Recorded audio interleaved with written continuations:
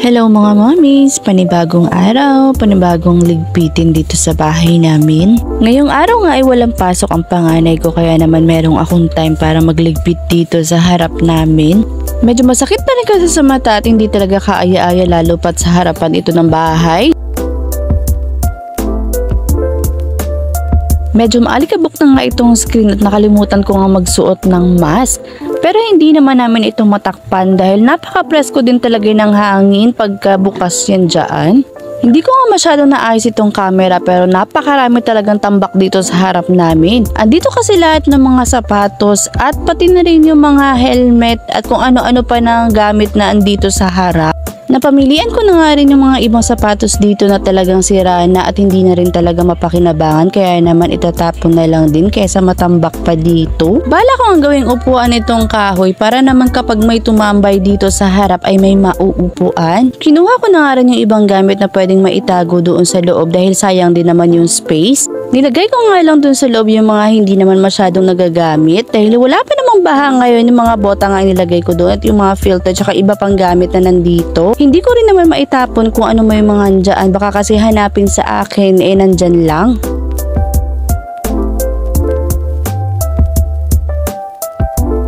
Sinubukan ko nga ang takpan para naman hindi pangit tingnan pero masyadong malaki itong takip at magagasgasan kapag naupo ka kaya naman nalagay ko na lang doon sa kabila. Inayos ko na rin yung mga lagayan ng sapatos namin dito dahil pakalat-kalat nga at napakadami ng tambak na basura dito kaya naman nilinis ko na din.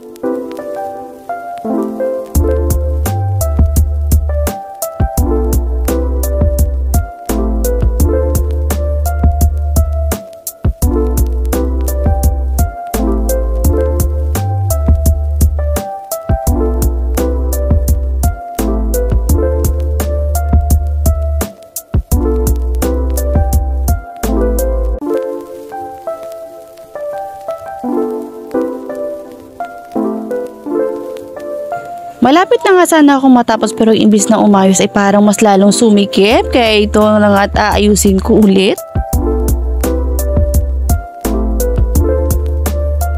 Ito ang naisipan ko gawing upuan ay parang mas nagpasikip dito kaya tinayo ko na lang ulit.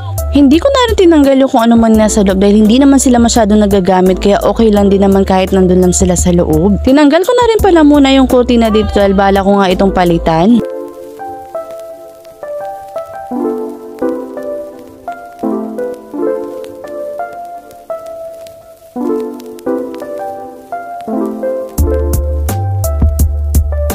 Binalik ko na rin pala yung tanim na nilagay ko dito dahil puting-puti nga itong aming dingding at napaka-plain lang tingnan.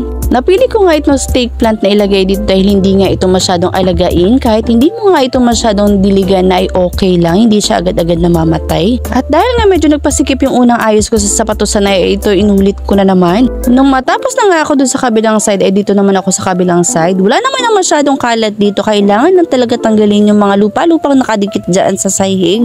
Madalas kasing nababasa yung sahig dyan, gawa ng dyan namin nilalagay yung dinideliver sa aming tubig.